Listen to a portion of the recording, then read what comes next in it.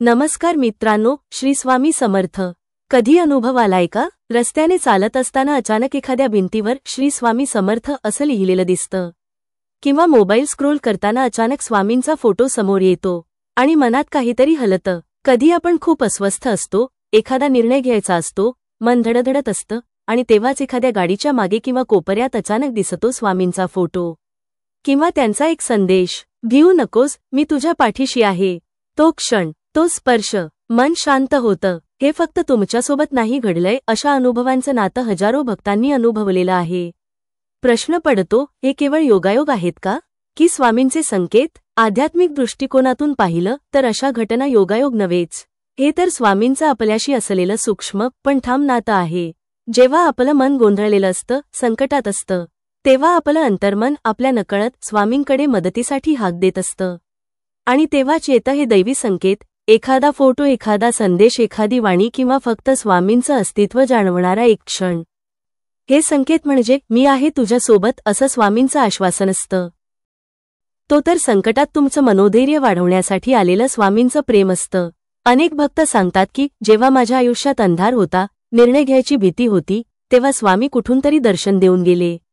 कधी मोबाईलमध्ये, कधी स्वप्नात, तर कधी गाड्यांच्या मागे। हे योगायोग नसतात, हे असतं उत्तर जे स्वामी आपल्याला देतात।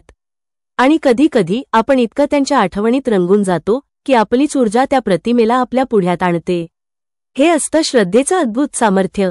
स्वामी आपल्याकडे बघत असतात, पण त्यांचा कृपाशीर्वाद सतत टिकवून ठेवण्यासाठी आपल्याकडून लागते। नामस्मरण, सेवा, निस्वार्थ श्रद्धा, समर्पण हे असेल तर स्वामी आपल्याला मार्गदर्शन करतात, अगदी सूक्ष्म रूपात पण नक्की करतात। मग तो फोटो अचानक दिसणं हे फक्त एक दृश्य नसतं, तो असतो एक दैवी स्पर्श। मी तुझ्या पाठीशी आहे असं सौम्य पण ठाम सांगणारा दैवी अनुभव। कधी कधी वाटतं हे सगळं मनाचे खेळ असतील, पण अनुभवी भक्त सांगतात, जेव्हा सर्व मार्ग बंद होतात तेव्हा स्वामींचा मार्ग उघडतो।